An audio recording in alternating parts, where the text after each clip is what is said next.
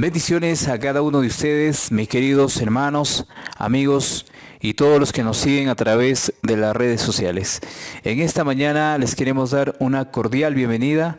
Vamos a estudiar un nuevo tema para el día de hoy y quisiéramos que ustedes también sean parte de este estudio. Allí donde se encuentran, quisiéramos invitarles que nos acompañen en la oración. Vamos a orar, vamos a comunicarnos con nuestro Creador. Padre bendito, grande es su nombre y en esta mañana queremos pedirle su ayuda. Que su Espíritu Santo nos acompañe en escudriñar este maravilloso mensaje para el día de hoy y que los corazones de cada oyente sean tocados por el poder de su Santo Espíritu. Le pedimos que usted sea quien dirija este estudio y que nos acompañe todo momento en cada lugar donde nos encontremos. Le pedimos estos favores porque confiamos en la sangre preciosa de nuestro Señor Jesucristo y su justicia perfecta. Amén. Muy bien, queridos hermanos, el título para el día de hoy, la sabiduría de Dios al responder. La sabiduría de Dios al responder. Tenemos como primer libro para poder lecturar el capítulo 26 del libro de Salmos y el verso 2. Dice la palabra: escudriñame, oh Jehová, y pruébame, examina mis íntimos pensamientos y mi corazón. La palabra del Señor nos amonesta en cuanto a la relación que tenemos con Él y nos dice que deberíamos ser probados para que nuestros pensamientos sean firmes, para que nuestros pensamientos sean únicamente dados a ese Creador de los cielos y la tierra. Quisiéramos dar lectura en una versión distinta a la Reina Valera 1960 y vamos a buscar en la versión lenguaje actual. Dice la versión lenguaje actual: Dios mío, declárame inocente, pues vivo una vida honrada y en ti confío ciegamente. Dime si te agrada lo que pienso y lo que siento. Entonces, tenemos pues una versión importante de lo que se refiere a esa relación que uno puede tener con Dios, que uno puede acercarse a Él y poder pedirle lo que necesitamos cada uno de nosotros para poder vivir y ser fieles a nuestro Creador. Dice el testimonio que se encuentra en el comentario bíblico, en la página 1028 y 1029, se nos presentan lecciones importantes en la experiencia de Elías. Cuando en el monte Carmelo pidió lluvia en oración, su fe fue puesta a prueba, pero perseveró haciendo conocer su pedido a Dios. 6 veces oró fervientemente, y sin embargo no hubo señal de que su petición fuera concedida. Pero con fe vigorosa insistió en su petición ante el trono de la gracia. Si la 6ª vez hubiese desistido a causa del desánimo, no hubiera sido contestada su oración, pero perseveró hasta que recibió la respuesta. Allí podemos ver que la oración no siempre va a ser correspondida rápidamente. Tendrá que pasar por un estado de prueba y así entonces podrá ver el Señor que el cristiano es perseverante. Tenemos un Dios cuyo oído no está cerrado a nuestras peticiones. Y si ponemos a prueba su palabra, recompensará nuestra fe. Quiere que todos nuestros intereses estén entretejidos con sus intereses y entonces puede bendecirnos con seguridad, porque no nos atribuiremos la gloria cuando la bendición sea nuestra, sino que daremos toda la alabanza a Dios. Dios no siempre responde nuestras oraciones la primera vez que lo invocamos, Si así lo hiciera, daríamos por sentado que tenemos derecho a todas las bendiciones y favores que nos concede. En vez de escudriñar nuestro corazón para ver si albergamos algún mal, si hay algún pecado fomentado, nos volveríamos descuidados y dejaríamos de comprender nuestra dependencia de Dios y nuestra necesidad de su ayuda. Entonces, queridos hermanos, Dios no puede responder rápidamente porque así podríamos creer de que merecemos muchas veces lo que pedimos, que Dios corresponda a nuestra oración. El testimonio es claro, es directo a lo que nos amonesta y nos enseña en esta mañana que nuestra oración debe ser perseverante y debe pasar por un estado de prueba para que Dios corresponda a nuestra petición. Dice la pregunta, ¿por qué no vino la lluvia inmediatamente después de la primera oración de Elías? Porque su fe tenía que ser puesta a prueba. Porque su fe tenía que ser puesta a prueba. Eso es lo que sucedió y por eso el Señor tardó para corresponder a su oración del profeta Elías.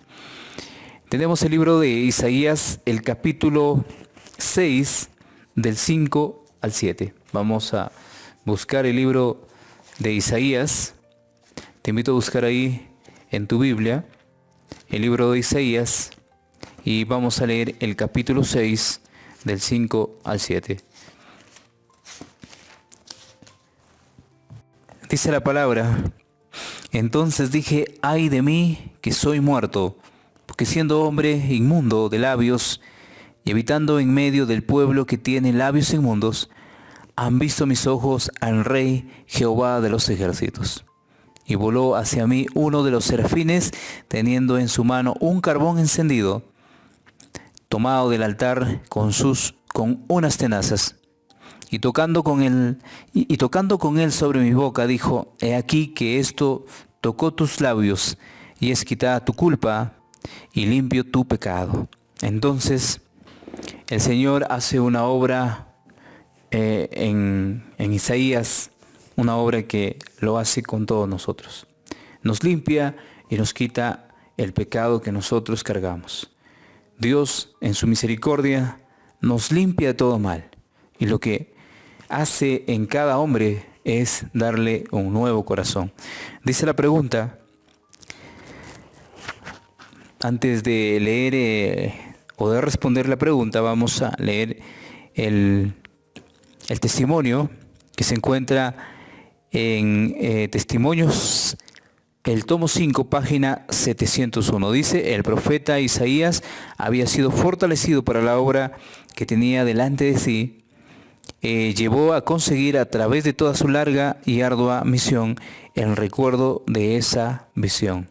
Esa visión fue trascendental, podríamos llamarle así, porque marcó la historia para este profeta. Dice la pregunta, ¿cuáles eran las preocupaciones de Isaías cuando fue llamado por Dios? Que era hombre de labios inmundos. ¿Y cómo fue fortalecido mediante la comunión con el Todopoderoso? Cuando fue quitado su pecado a través del carbón encendido. Cuando fue quitado su pecado a través del carbón encendido. Entonces, hermanos queridos y amigos, estamos hablando acerca de la sabiduría de Dios al responder. Cómo Dios responde a través de sus hijos y cómo Dios quiere que nosotros actuemos en este planeta Tierra. Vamos a leer el libro de Jonás, capítulo 1, del 1 al 12. Te invito a buscar el libro de Jonás, capítulo 1, y vamos a leer del verso 1 al verso 12. Dice la palabra, vino palabra de Jehová a Jonás, hijo de Amitai, diciendo, levántate y ve a Nínive, a aquella gran ciudad, y pregona contra ella, porque ha subido su maldad delante de mí. Y Jonás se levantó para huir de la presencia de Jehová a Tarsis, y descendió a Jope y halló una nave que partía para Tarsis, y pagando su pasaje entró en ella para irse con ellos a Tarsis, lejos de la presencia de Jehová. Ustedes saben la historia de lo que relata este libro, y menciona que Jonás no quiso escuchar la voz de Dios y huyó a otro lugar donde Dios no lo había enviado. Entonces dice, pero Jehová hizo levantar un gran viento en el mar, y hubo en el mar una tempestad tan grande que se pensó que se partiría la nave. Y los marineros tuvieron miedo, y cada uno clamaba a su Dios, y echaron al mar los enseres que había en la nave, para descargarla de ellos. Pero Jonás había bajado al interior de la nave, y se había echado a dormir. Y el patrón de la nave se le acercó y le dijo, ¿qué tienes, dormilón? Levántate y clama a tu Dios, quizá Él tendrá compasión de nosotros y no pereceremos. Y dijeron cada uno a su compañero, venid y echemos suertes para que sepamos por causa de quién nos ha venido este mal. Y echaron suertes, y la suerte cayó sobre Jonás. Entonces le dijeron ellos, decláranos ahora porque nos ¿por qué nos ha venido este mal? ¿Qué oficio tienes y de dónde vienes? ¿Cuál es tu tierra y de qué pueblo eres? Y él le respondió, soy hebreo y temo a Jehová, Dios de los cielos, que hizo el mar y la tierra. Y aquellos hombres temieron sobremanera y le dijeron, ¿por qué has hecho esto? Porque ellos sabían que huía de la presencia de Jehová, pues él se lo había declarado. Y le dijeron, ¿qué haremos contigo para que el mar se nos aquiete? Porque el mar se iba embraveciendo más y más. Él le respondió, tomadme y echadme al mar, y el mar se os aquietará, porque yo sé que por mi causa ha venido esta gran tempestad sobre vosotros.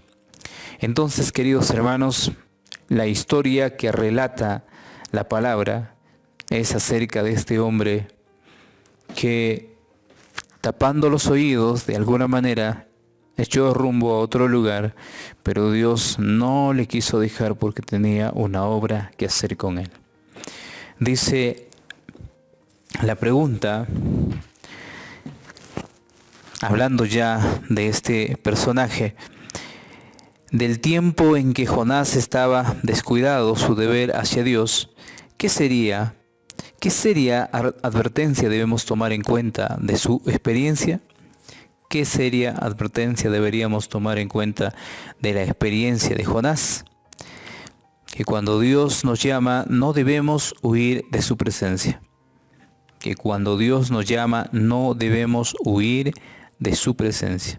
Es importante saber eso, que no debemos huir de la presencia de Dios. Entonces, tenemos también el libro del mismo Jonás, capítulo 2, verso 1. Capítulo 2 del libro de Jonás, verso 1 al 10.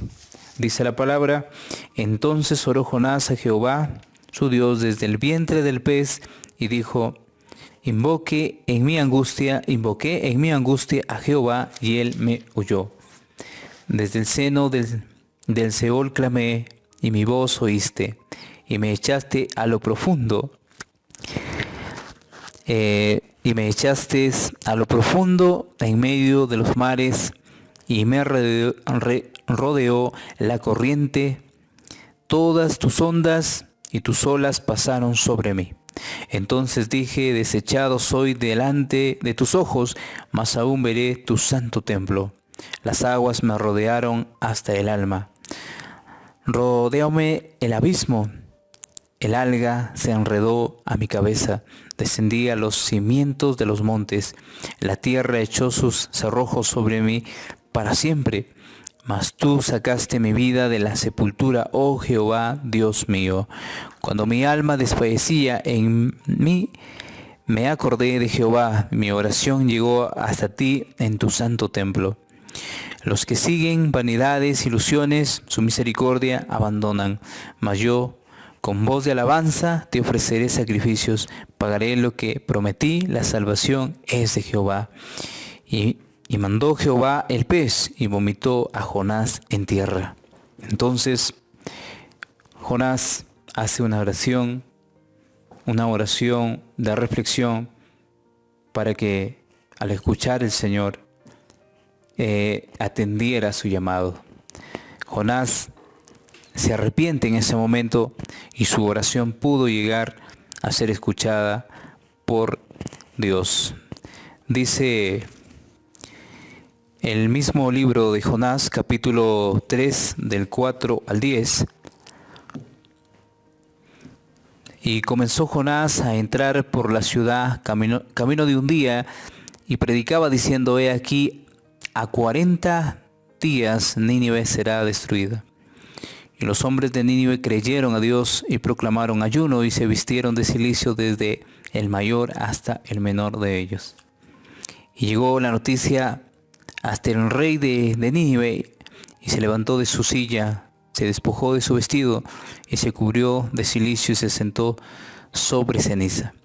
E hizo proclamar y anunciar en Nínive por mandato del rey y de sus grandes, diciendo: hombres y animales, bueyes y ovejas, no gusten cosa alguna, no se les dé alimento ni beban agua, sino cúbranse de cilicio hombres y animales y clamen a Dios fuertemente y conviértanse cada uno de su mal camino, de la rapiña que hay en sus manos.